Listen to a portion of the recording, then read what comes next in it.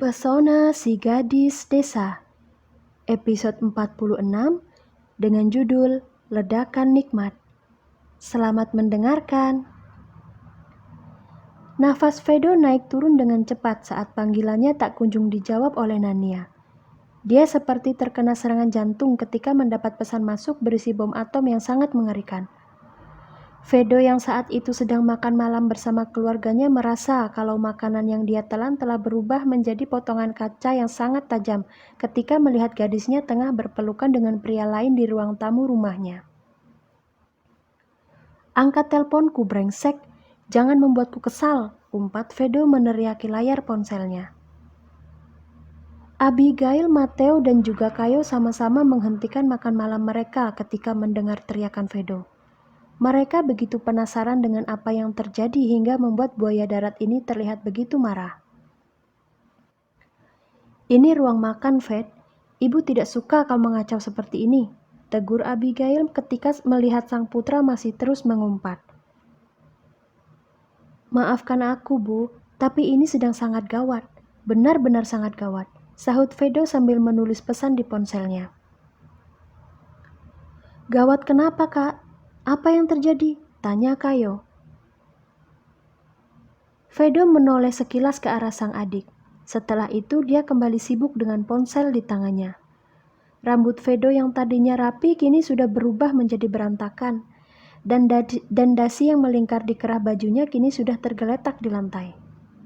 Vedo cemburu, marah, dan juga kesal setelah melihat apa yang dilakukan Luri dan Galang. Ditambah lagi sekarang Nania tidak mau mengangkat ataupun membalas pesan yang dia kirim, membuat kekesalan Vedo kian memuncak. Melihat gelagat putranya yang begitu kacau, Matteo yakin sekali kalau ini ada hubungannya dengan Luri. Ya, gadis desa itu pasti yang menjadi penyebab utama kenapa Vedo bisa seperti ini. Bahkan putranya ini sama sekali tak mengindahkan teguran ibunya yang sangat tidak suka pada orang yang membuat kebisingan ketika sedang berada di meja makan. Sepertinya kali ini masalah antara Luri dan Vedo cukup genting. "Ved, memangnya apa yang dilakukan Luri sampai-sampai kau menggila begini?" tanya Matteo penasaran. "Dari mana ayah tahu kalau ini tentang Luri?" sahut Vedo balik bertanya. "Memangnya siapa lagi yang bisa membuatmu menjadi tidak waras selain gadis desa itu, hah? Kemarin saja kau langsung minggat ke Shanghai hanya gara-gara didiamkan olehnya. Jadi mana mungkin ayah tidak tahu kalau kau begini gara-gara dia, iya kan?" Dengan tampang memelas, Vedo akhirnya menganggukkan kepala. Dia lalu menunjukkan foto yang tadi dikirimkan oleh Nania. "Oh, jadi ini penyebabnya," ucap Kayo seraya tersenyum miring ke arah sang kakak. "Gadis desa ini lumayan pintar juga ya. Dia tahu mana pria yang sudah karatan dan mana pria yang masih segar." "Apa maksudmu bicara seperti itu, Kai? Kau sedang mengejekku ya?" tanya Vedo sambil memicingkan mata ke arah sang adik. "Iya, kenapa memangnya? Lagi pula apa yang kukatakan barusan itu benar kok. Luri dan anak laki-laki itu terlihat masih sama-sama muda, tidak sepertimu yang sudah berumur. Dan juga anak itu terlihat masih polos belum terjamah. Berbeda denganmu yang suka celap-celup di sana-sini. Kau dan ulat berbulumu itu sudah terkontaminasi virus yang sangat menjengkelkan, Kak," jawab Kayo seraya melirik ke arah selangkangan kakaknya. Dia kemudian tertawa. Vedo ternganga mendengar jawaban Kayo.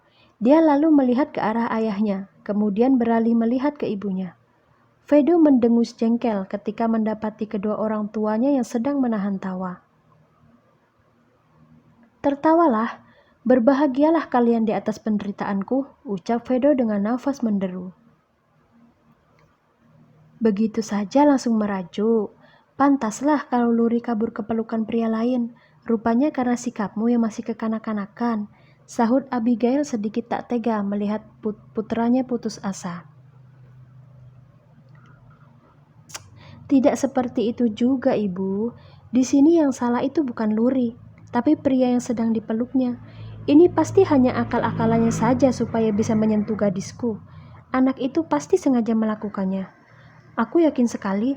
ucap Vedo dengan raut wajah yang sangat serius. Abigail tersenyum. Dia kemudian berjalan menghampiri putranya. Mana ponselmu? Biarkan ibu melihat dengan jelas laki-laki mana yang sudah berani membuat putra kesayangan ibu marah-marah. Tampang Vedo langsung berubah 180 derajat saat dia mendapat perhatian dari sang ibu. Vedo kemudian memberikan ponselnya lalu mengadukan apa yang terjadi dengan perasaannya. Namanya Galang, Bu. Dia adalah teman sekelas Luri dan Nania bilang anak ini menyukainya, ucap Vedo. Cih, aku benar-benar ingin muntah mendengar caramu bicara, Kak. Menggelikan, ejek Kayo sambil bergidik geli. Kayo langsung menutup mulutnya dengan rapat ketika mendapat tatapan datar dari sang ibu. Dia langsung tahu kalau sekarang bukan waktunya untuk bercanda. Dilihat dari banyaknya buku yang bercecer di atas meja, sepertinya mereka bukan sedang pacaran, Fed. Kau mungkin salah paham dengan foto ini, ucap Abigail setelah memperhatikan foto itu dengan seksama. Mereka sedang belajar bersama, Bu.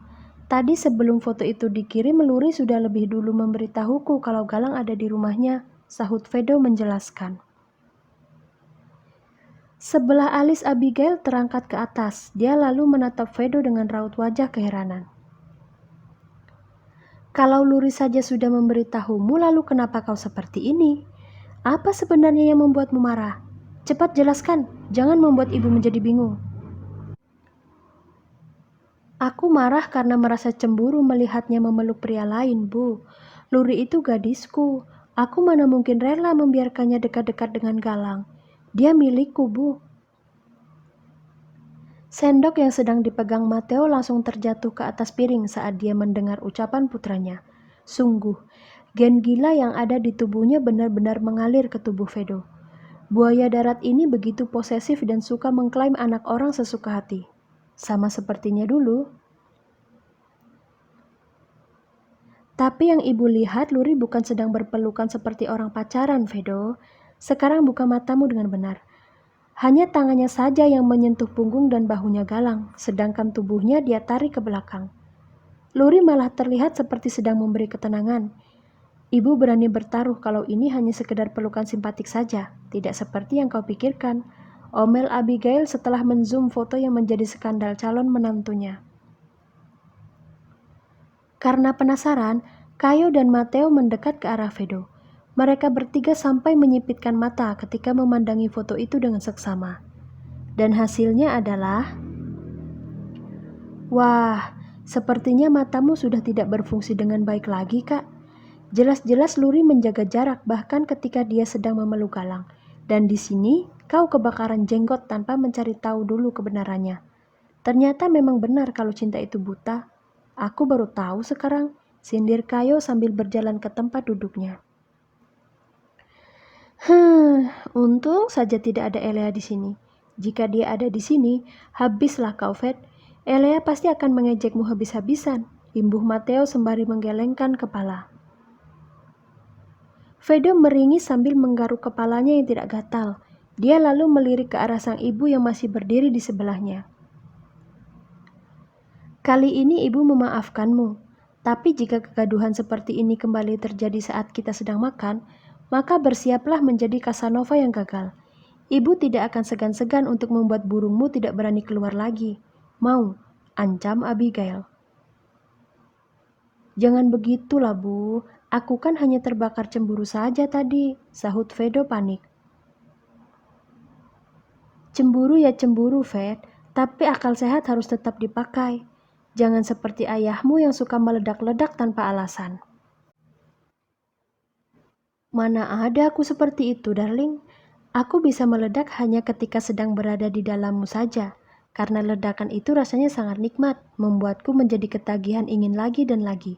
Timpal Matteo sambil menyeringai mesum. Apa aku perlu melebarkan mulutmu sampai ke belakang telinga, Matt? Tanya Abigail sembari mengacungkan pisau buah ke depan wajah suaminya. Jakun Mateo bergerak dengan sangat cepat. Dia kemudian menggelengkan kepala sambil mengusap tengkuk belakangnya yang meremang setelah melihat kilatan pisau. Sekarang diam dan habiskan makan malam kalian. Baik, Bu, sahut Kayo dan Vedo berbarengan. Dan ruang makan pun kembali tenang setelah si nyonya rumah mengamuk. Mereka tidak lagi berani membuat keributan saking takutnya pada wanita yang kini tengah menatap wajah mereka satu persatu.